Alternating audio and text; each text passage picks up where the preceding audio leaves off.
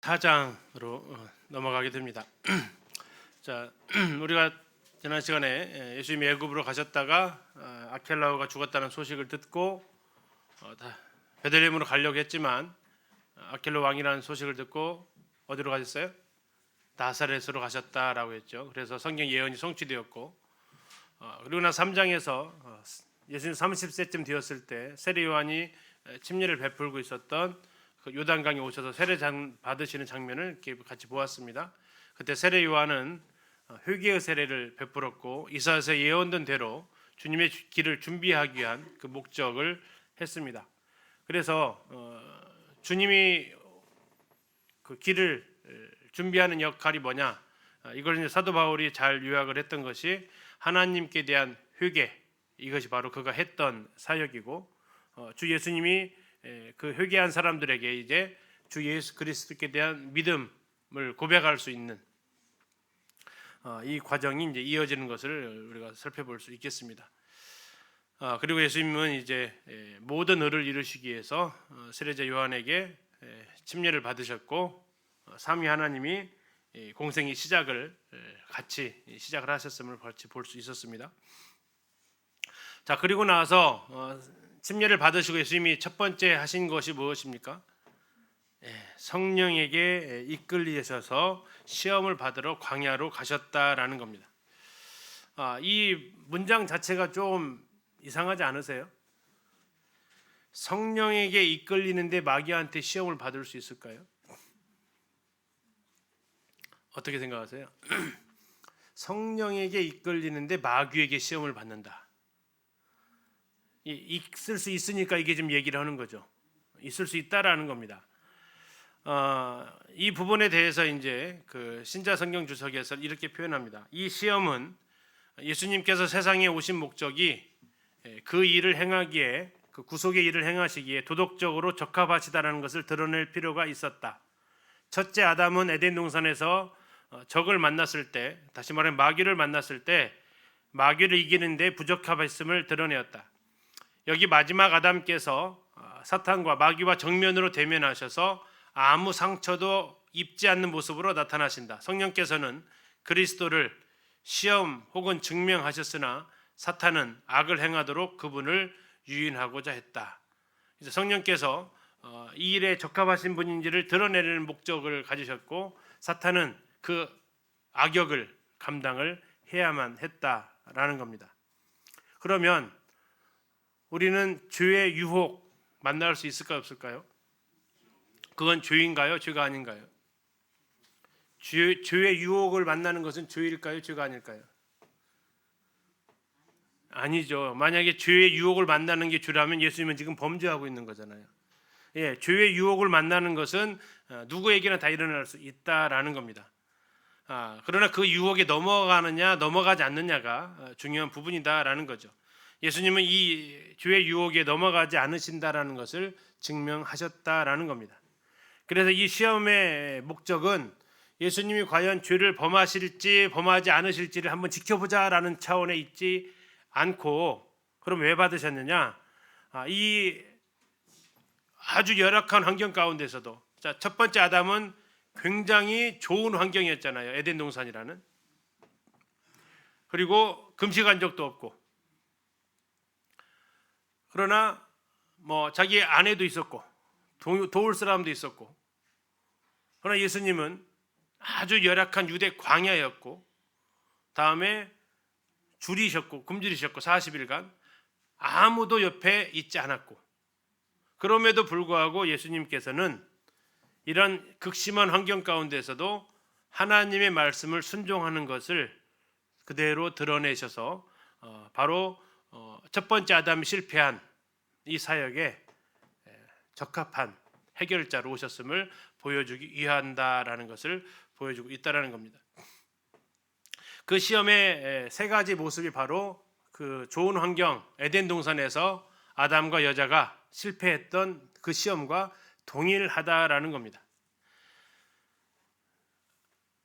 창세기 3장에서 나오고 있는 아담이 지었던 그 죄, 여자가 범했던 그 죄, 뱀이 유혹했던 그 장면을 보면 세 가지 단어가 나오죠. 첫 번째가 먹음직도 하고 보암직도 하고 지혜롭게 할 만큼 탐스럽기도 했다라고 나옵니다. 자, 먹음직도 했다. 이건 예수님께서 첫 번째 시험인 이 돌들로 떡덩이가 되게 하라라는 이 시험과 연결이 되어지죠. 두 번째, 보암직도 했다라는 건 뭡니까? 보암직도 했다. 세 번째 시험인 천하만국을 보여주면서 나한테 경배해라라고 했던 이 시험과 같은 선에 있고요. 세 번째, 지혜롭게 할 만큼 탐스럽다. 이것은 사람들로부터 칭찬을 듣는 거죠.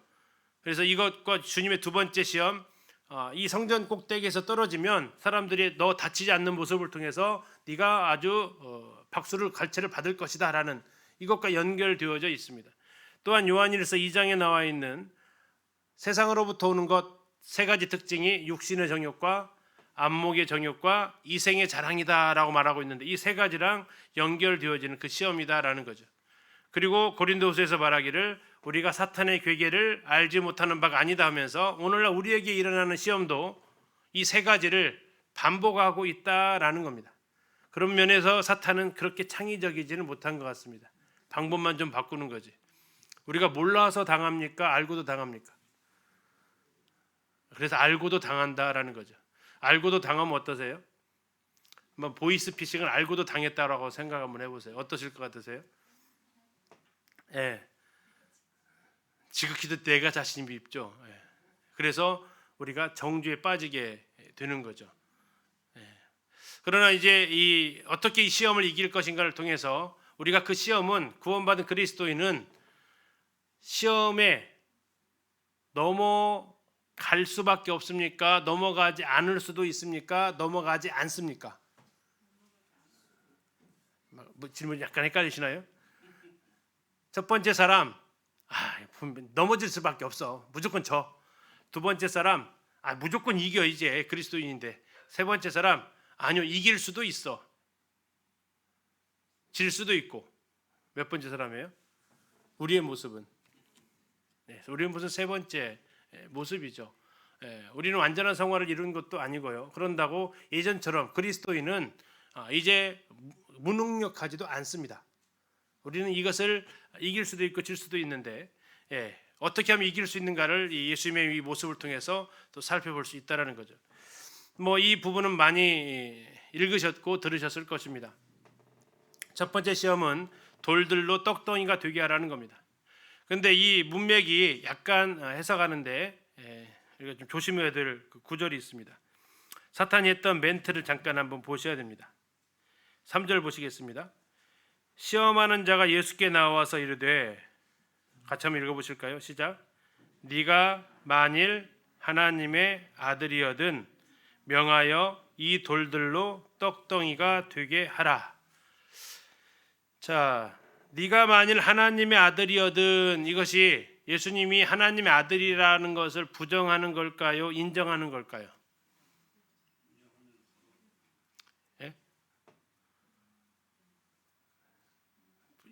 하나님의 아들이라는 걸 인정하고 있을까요? 부정하고 있을까요? 아들이거든. 우리 성경은 이 번역을 아들이라면 이렇게 나와 있어요. 그렇죠? 그런데 이제 조금 더 원문에 가깝게 하는 번역이라고 한다면 네가 하나님의 아들이므로라고 이렇게 하는 게 더 적절한 번역이다라고 합니다. 다시 말하면 이미 지금 3장 끝에서 선언이 되어졌잖아요. 하늘로부터 뭐라고 했죠? 이는데 사랑하는 아들이다라고 했기 때문에 여기에서 마귀가 네가 하나님의 아들이라면 이것을 말할 그런 엄두를 못 내는 거고요. 자, 이제 네가 그러면 하나님의 아들이야? 그러면 하나님의 아들이라면 이것은 부정하는 게 아니에요. 긍정을 해주는 거예요. 인정해주겠다. 네가 하나님의 아들이라는 거. 그러면 뭐 해라? 돌을 떡으로 만들어서 먹어라 라는 거죠. 배고프면 뭐가 뭘로 보여요? 그래서 이제 제일 필요를 가지고 언급을 하는 거죠. 그래서 부정하고 있지 않다라는 겁니다. 인정해 주는 듯 하면서 그러면 한번 증명해 봐라고 하는 것처럼 그가 이야기를 하는 거죠. 네가 하나님의 아들이므로 돌로 떡덩이로 만들 수도 있겠네 해서 먹어봐라고 하는 것처럼. 이것이 이제 첫 번째 사탄의 시험이었는데 예수님께서 이걸 어떻게 이겨내십니까? 4절에 나와 있죠. 사람이 떡으로만 살 것이 아니고 하나님의 입으로부터 나오는 모든 말씀으로 살 것이다. 자, 우리가 이제 여기서 기억해야 될 것이 두 군데가 있는데요. 사람이 떡으로만 살아요? 떡으로도 살아요? 예수님은 떡으로만 살라고 하지 말라고 했습니다. 떡으로만 살려고 하는 것은 시험이 넘어가게 된다라는 거죠. 그런다고 떡을 부정하지도 않으셨다라는 겁니다. 떡을 부정하지 않으셨습니다. 떡을 인정하셨어요. 그러나 예수님께서 하신 말씀은 뭡니까? 떡으로만 사는 건 아니다. 무엇도 필요하다고요?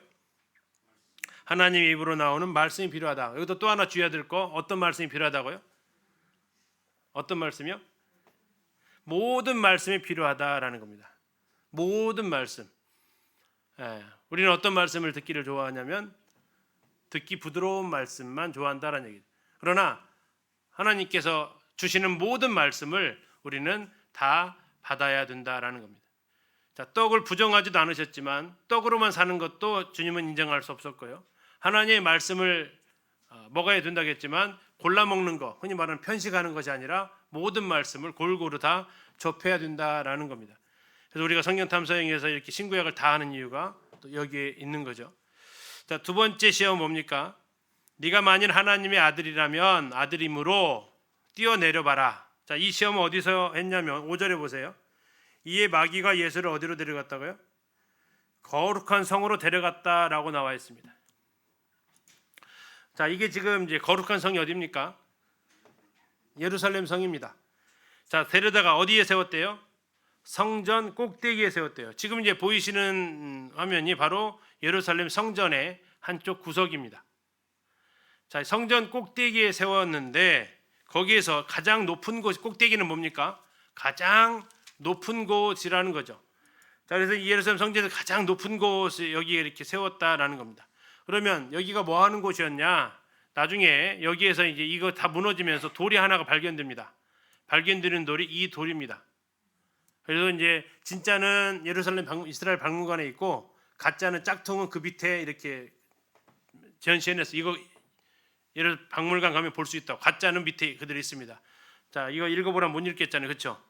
읽으실 수 있는 분이 번역을 했다라는 거죠. 뭐라고요? 나팔 부는 자의 자리라고 한다라는 겁니다. 성전 가장 높은 곳. 왜 여기서 나팔 부는 것이 왜 중요할까요? 사람들의 모든 시선이 여기에 다 집중한다라는 겁니다. 다시 말하면 광고하는 자리다라는 거죠. 모든 사람들이 여기에서 무슨 말을 하거나 소리가 나면 다 쳐다보는 곳, 이것이 바로 성전 꼭대기라는 곳이라는 겁니다. 자, 여기에서 지금 뭐 해보라고 합니까? 뛰어내려보라고 합니다. 그러면 무엇을 하시겠대요? 사자들이 너의 손을 받들어서 발이 돌에 부딪히지 않게 해줄 것이다 라고 이야기를 하는 거죠. 근데 놀라운 것은 이 말씀을, 성경에 나오는 말씀을 인용했다라는 겁니다. 이 말씀은 시편 91편 11절에 나옵니다. 그가 너를 위하여 그의 천사들을 명령하사 내 모든 길에서 너를 지키게 하신다라고 나옵니다. 우리가 여기서 얻을 수 있는 것은 사탄도 뭘 이용한다는 겁니까? 사탄도 말씀을 이용할 수 있다라는 겁니다. 우리가 말씀을 잘 보셔야 되는 이유가 바로 거기에 또 있죠. 그렇지 않으면 성경의 말씀을 인용해서 죄를 지을 수 있다라는 거죠. 더 안타까운 것은 교회 안에 많은 다툼과 어려움은 말씀을 받아서 일어날까요? 말씀을 못 받았는데 일어날까요? 말씀을 받은 자들의 싸움이 더 무섭고 크다라는 겁니다. 왜요? 난 분명히 말씀 받았다라고 얘기를 하는 거죠. 그러나 우리가 조심하고 두려워할 것은 마귀도 말씀을 이용한다라는 겁니다. 자, 그래서 예수님께서 여기에 대해서 또 다른 반론을 하시면서 뭐라고 하십니까? 주 너의 하나님을 시험하지 말라고 하십니다. 주 너의 하나님을 시험하지 말라. 하나님은 누구에게도 시험받지 않으시는 분이다라고 야고보서도 말하고 있습니다. 세 번째 시험은 천하 만국을 다 보여주는 시험입니다. 천하만국을 다 보여줄 수 있는 곳, 유대 광야에서 다 보여줄 수 있는 곳이 어딜까 했을 때 시험산이라고 보통 이야기합니다. 시험산에서 과연 무엇을 볼 수 있냐면 헤롯이 만들어 놓은 여리고 왕국입니다. 그곳을 보여주면서 다 너에게 주겠다라고 제안을 하는 거죠. 이때 예수님께서 하신 말씀은 뭡니까? 주 너희 하나님께 경배하고 다만 그를 섬기라. 여기서 우리가 기억해야 될 것은 무엇입니까? 사탄이 속인다라는 겁니다. 어떻게 속입니까? 자기가 이 천하 만국을 누구 것이라고 얘기합니까? 자기 거라고 얘기합니다. 자기 것이라고 얘기합니다. 자기 겁니까? 아니죠. 하나님의 것이었습니다. 그러나 그는 그것을 속이면서 자기가 자기 거니까 주잖아요. 이렇게 얘기하면서 하나님을 시험하고 있습니다. 이때 예수님은 또한 신명기 말씀을 통해서 주 너희 하나님께 경배하고 다만 그를 섬기라고 하셨는데, 자, 이 인용하셨던 말씀을 잘 보면요, 전부 다 어디 말씀을 인용하십니까? 신명기 8장, 6장, 6장 신명기 말씀을 가지고 예수님은 전부 다 이 시험을 물리치시는 것을 볼 수 있습니다. 우리가 예수님께서 하나님의 아들이시잖아요. 하나님의 아들이신 예수님도 무엇을 통해서 이 시험을 승리하십니까? 하나님의 말씀으로 승리하셨다라는 거죠. 그렇다면 우리는요? 우리는 더 하나님의 말씀을 잘 알고 분별하고 사용할 수 있어야 한다라는 거죠. 예수님도 하나님의 말씀을 통해서 그 말씀의 무기로 사탄을 승리하셨다면 우리가 하나님의 말씀을 모르면 더 번번이 당할 수밖에 없는 겁니다. 이렇게 해서 3번의 시험을 예수님은 다 통과를 하시게 되고요. 또 하나 기억할 것은 3번만 있었던 건 아니고요. 3번만 기록을 했다라고 보는 게 더 정확하다고 말씀을 드렸습니다. 그리고 누가복음을 나중에 비교해서 보면 누가복음 4장 13절에는 이렇게 표현하고 있습니다. 마귀가 모든 시험을 다 한 후에 얼마 동안 떠나니라. 이게 무서운 말씀이죠. 얼마 동안 떠났다라는 것은 무슨 뜻입니까? 다시 또 온다라는 겁니다. 다시 또 온다.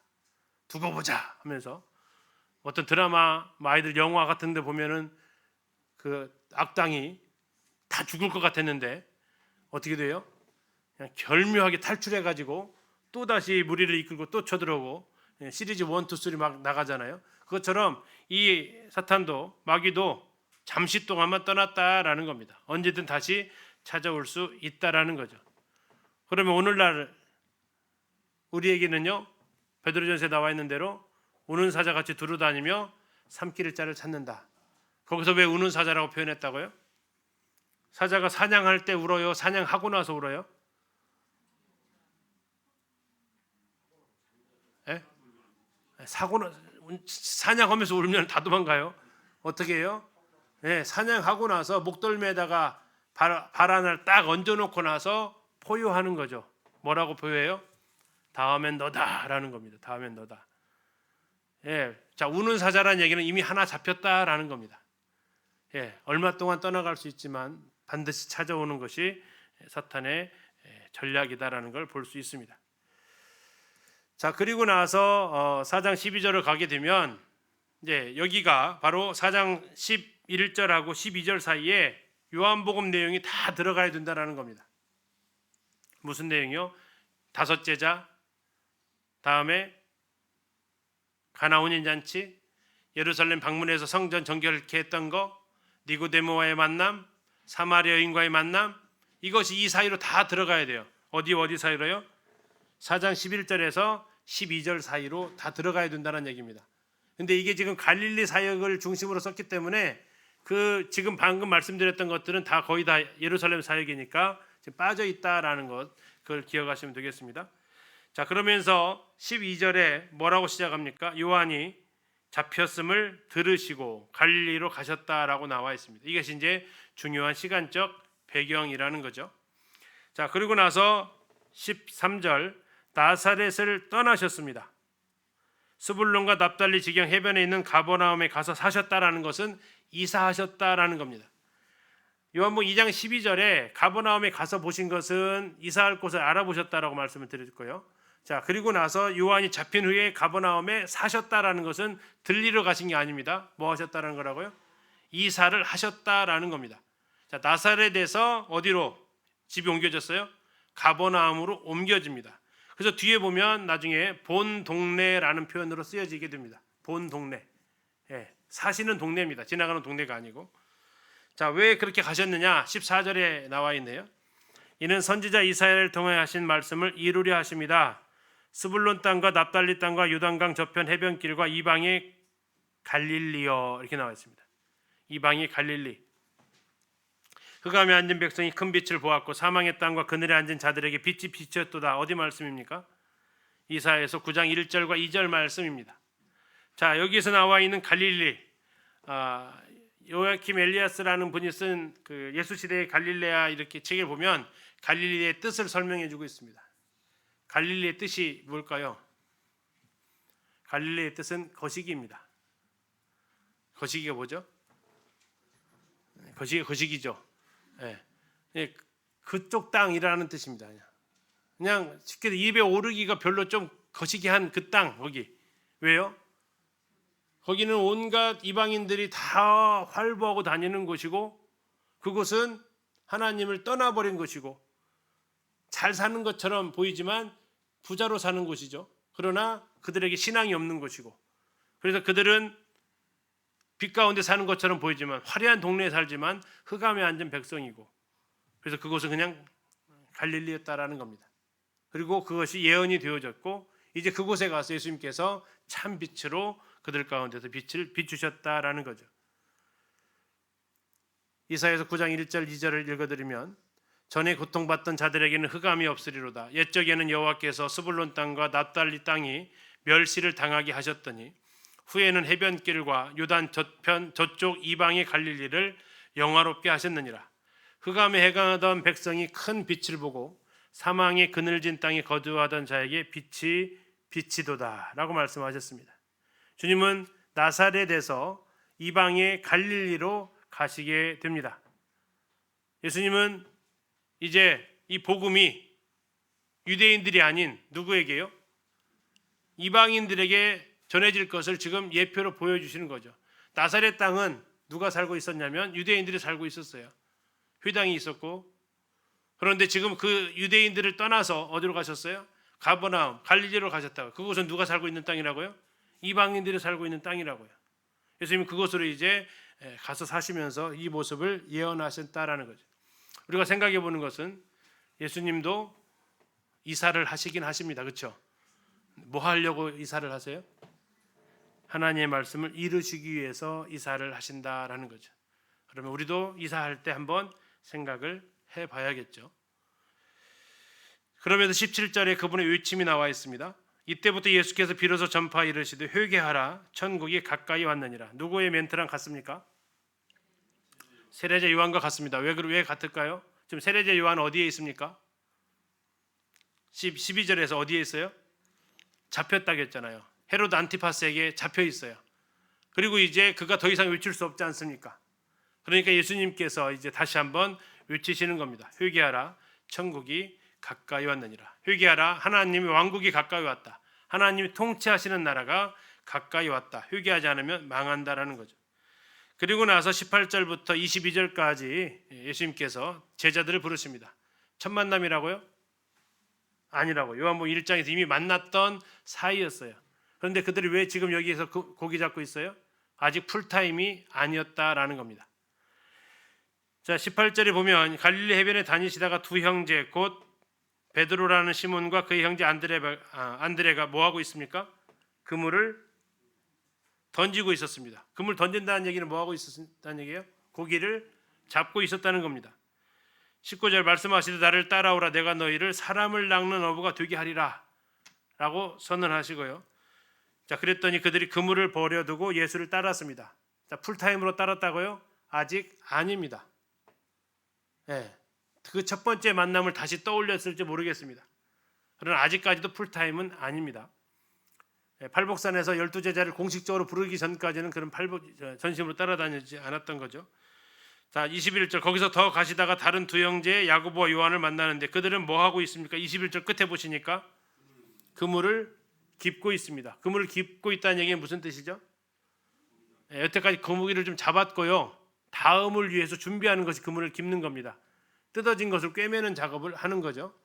이거 안 하면 다음에 고기 잡을 때 잡았다 다 놓치니까. 그래서 이 고기 사람을 낚는 일은 두 가지 일을 해야 된다라는 겁니다. 하나는 뭐 해야 되고요? 그물을 던져야 되죠. 전도하는 것을 해야 돼요. 또 하나는 뭘도 해야 돼요? 잡은 영혼들 못 나가게 막아야 되는 거죠. 그래서 교회로 데려오는 분들이 계신가 하면 교회에 계속해서 나오게 해주시는 분들이 필요하다라는 거죠. 그래야만이 고기를 잡을 수 있듯이 사람을 낚을 수 있다라고 보여주고 계십니다. 자, 그들이 근데 22절 보니까 그들이 뭘 버려두었습니까? 배와 아버지를 버려두고 예수를 따라 나서는 것을 볼 수 있습니다. 이건 나중에 예수님께서 이제 제자를 부르실 때에 좋은 모델이 됩니다. 자, 그들 중에서 예수님을 따르겠다고 하는 사람들 중에서 나로 먼저 아버지를 장사하게 하고 따르게 해달라고 했던 예수님보다 그의 가족이 우선이 되었던 사람, 예수님은 제자로 받아들일 수 없다라고 이렇게 얘기하는 것을 볼 수 있습니다. 다음에 또 다른 제자는 뭘 합니까? 얘가 주님을 따르겠습니다 했더니 예수님께서 뭐라고 하냐면 여우도 굴이 있고 또 공중에 새도 머리 둘 곳이 있지만 나는 머리 둘 곳이 없다. 이것은 뭡니까? 내가 가는 길은 영화로운 길도 아니고 뭐 인정받고 부유한 길도 아니고, 자, 머리 둘 곳이 없는 곳은 어떤 길입니까? 고생스러운 길이고 힘든 길이다라는 거죠. 버린 사람만이 따라갈 수 있는 곳, 이것이 바로 내가 길이다라는 것을 이 제자들의 모습과 나중에 예수님을 따르지 못하는 그 제자들의 모습과 같이 연결지어서 볼 수 있습니다. 그리고 예수님께서 이제 23절에서 하셨던 세 가지 사역, 지난번에 같이 살펴봤습니다. 첫 번째, 회당에서 뭐 하셨습니까? 23절 가르치셨습니다. 교사가 하는 일을 하셨다겠죠. 두 번째는요, 천국 복음을 전파하셨습니다. 그냥 복음이라고 하지 않았습니다. 무슨 복음이요?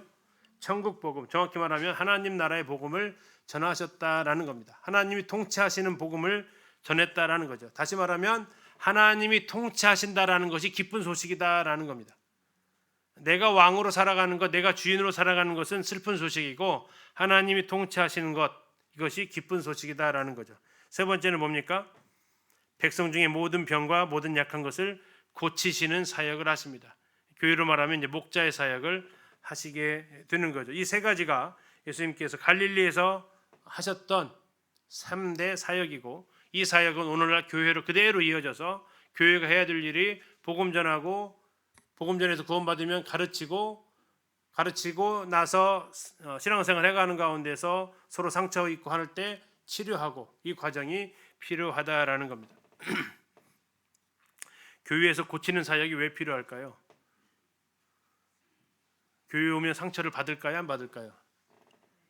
받는다라는 겁니다. 이상하게 생각하지 마세요. 당연히 받는 겁니다. 가까울수록 더 받을 겁니다. 그래서 주님은 이 치료하는 사역이 필요하다라는 거죠. 어떻게 이것이 그렇게 할 수 있어가 아니, 그렇게 생각하지 마시고요. 이건 자연스러운 거다라고 생각하시면, 왜냐하면 예수님께서 하셨던 사역, 교회에서의 사역이 바로 그 사역에 들어가 있다라는 것은 환자가 생길 수밖에 없다라는 거죠. 중요한 건 내가 그 환자가 되느냐고, 또 중요한 건 내가 혹시 가해자가 되느냐고, 더 중요한 건 나는 누구를 회복시킬 거냐라는 것이 우리에게 주어진 거지, 상처받는 일이 없거나 또 서로 어려움이 없다라고는 말씀하고 있지 않다라는 겁니다. 그리고 나서 이 예수님의 소문이 온 곳에 퍼졌다라고 얘기합니다. 온 수리아에 퍼졌다. 그래서 모든 병든 사람들이 여기저기서 다 예수님께로 나아왔다라고 이야기를 해줍니다. 지역은 갈릴리에서의 사역입니다. 자, 이제 여기 4장까지 좀 마무리하면서 예수님께서 시험 받으셨던 시험산을 잠시 좀 가서 보도록 하겠습니다. 유대에 가면 볼 수 있는 건데요. 영상을 통해서 확인해 보도록 하겠습니다. 어떻게 저 절벽에 무슨 건물일까 그러네요. 궁금증을 자아내는데 바로 이것이 시험산 수도원입니다. 시험산 수도원이요. 예. 네. 예수님께서 유대 광야에서 40일간 금식하며 기도하신 후에 네. 이 마귀에게 네. 시험을 당했다. 네. 시험을 당한 곳이다 해서 네. 붙여진 이름. 수도원의 역사가 1500년 됐다 그래요. 보시는 쪽에서 왼쪽은 건물이지만 이 건물이 없었을 때는 탁 트인 곳이고 예. 지금 보이는 곳에서 오른쪽은 네. 저것이 이제 자연적인 동굴이에요. 예. 여러 수도사님들이 기도했던 네. 그 자연적인 동굴을 한번 제가 들어가 봤어요. 네. 좁지요? 네. 근데 잠시 한두 시간도 아니고 저곳에서 수많은 시간 동안을 기도하며 네. 자신과 싸워가며 이 하나님께 좀 더 이 가까이 다가가려고 몸부림쳤던 그 기도자들의 흔적을 볼 수 있죠. 그리고 이제 좀 더 안쪽으로 아마 이 수도원의 가장 핵심적인 장소로 지금 들어가고 있는데 예수님이 네. 이 마귀와 대화를 나누었던 그 예배당 안으로 들어가고 있고요. 네. 그리스 정교회의 소속이기 때문에 네. 예배당이 다 우리와 다르지만 네. 그들의 기도의 열정으로 만들어진 예배당. 요것이 이제 시험산 수도원의 수도원인데요. 네. 이곳에서 이제 와, 내려다 보이는 예. 여리고의 모습도 보이고 예. 바로 요 돌입니다. 네. 요 돌이 예. 예수님이 네. 이제 마귀와 앉으셔서 이제 대화를 나누시고 시험을 예, 당하셨던 뭐 높은 네. 곳에 뛰어내리라 또 뭐 절을 만국을 하라. 주겠다 예. 이 돌을 떡덩이가 되게 돌을 참 잘 주워다 놨죠. 네, 저게 그 돌이라는 걸 어떻게 알았겠습니까? 예수님의 기념비라고 이렇게 글을 새겨놨겠습니까? 하여튼 사람들은 뭘 만들어 놓기를 좋아하는 것 같습니다. 아무튼 이곳에서 이제 예수님께서 이 시험산에서 이 지역은 맞으니까요. 그래서 3번에 걸친 시험이 기록되어져 있는데 한 곳에서 받지 않았다라는 겁니다. 하나는 그냥 광야에서 받으셨고 두 번째 시험은 예루살렘 성전 꼭대기 예루살렘까지 가신 겁니다.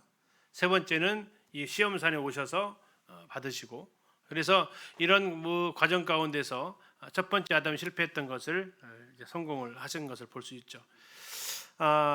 이제 이스라엘 가게 되면 또 가는 곳 중에 하나가 이제 아르벨 언덕이라는 곳인데요. 거기 가면 갈릴리 호수가 이렇게 다 내려다 볼 수 있는 곳입니다. 해발 400m. 지난번에 아르벨은 한번 영상을 잠깐 보셨었는데 좀 다른 측면을 좀 보려고 하고요. 여기에 보면 이제 아르벨에서 이게 지금 해발 400m 여기서 지금 내려다 본 겁니다. 밑으로 바라가면 막달라 마리아의 고향인 미그달 막달라가 있고요. 여기는 이제 고기를 간에서 저장하는 소금 간하는 곳으로 유명했던 곳이고 로마 사람들이 이제 고기를 먹게 되는 물고기 먹게 되는 것을 공급을 했던 것이고 그 옆에 가면 게네사렛이라는 예수님 당시에 이제 배가 발견되었던 곳이고요. 여기 타브가에 가게 되면 이제 오병이어 또 베드로 수익권 교회라고 해서 예수님께서 베드로에게 요한복음 21장에 관련된 장소가 나옵니다. 그리고 지금 그 다음이 예수님께서 이번에 이사 가셨다고 하는 가버나움이 등장하고요. 다음에 그 오른쪽이 오병이의 기적이 일어났던 벳세다가 있고 귀신 들린 사람 군대 귀신 쫓겨났던 거라사가 이렇게 여기에서 다 내려다 보이는 곳이 되겠습니다. 예수님께서 온 갈릴리를 두루 다니셨다라고 4장 23절에 나와 있죠. 예수께서 온 갈릴리 두루 다니셨다고 했을 때 이 표시가 이렇게 있잖아요. 이 표시가 뭐냐면 가스펠 트레일이라고 예수님이 다니셨던 나사렛에서 가버나움까지 다니셨던 길을 이렇게 표시를 해놨어요. 노란색 지금 이 길로 이 길도 한번 걸어보고 싶기도 한 길인데 한 3박 4일 정도 걸려요. 한 번에 갈 수 있는 길은 아니고요. 그런데 한국 사람들은 2박 3일로 끝낸대요. 하루 줄이잖아요. 하루 줄이면 뭐 할까요? 아파가지고 하루 쉰대요. 똑같이 3박 4일인데 하여튼 한국 사람 성격이 나온다고. 예, 아무튼 이 가스펠 트레일에서 지저스 트레일이라고 하고요. 이렇게 표시가 되어져 있는데요. 예수님께서 이 갈릴리를 누비시면서 다니셨던 복음이 바로 어디라고요? 갈릴리였다라는 겁니다. 자, 아르벨 그 영상 보고 오늘 마치도록 하겠습니다. 하늘에서 본 영상입니다. 이 갈릴리가 그대로 다 보입니다. 이게 지금 아르벨에서 띄운 겁니다. 드론을.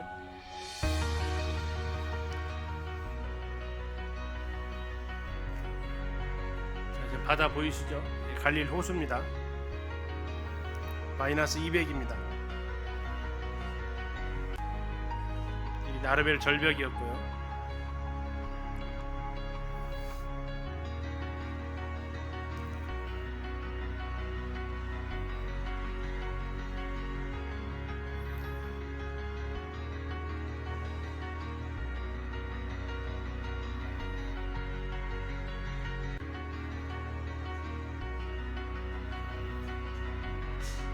갈릴리 전체를 조망하기 위해서 이곳에 이제 올라가게 됩니다. 거대한 이렇게 저수지가 형성이 되어 있고요. 구멍이 뚫렸던 곳 아시죠? 헤롯이 헤롯 왕에 저항했던 사람들.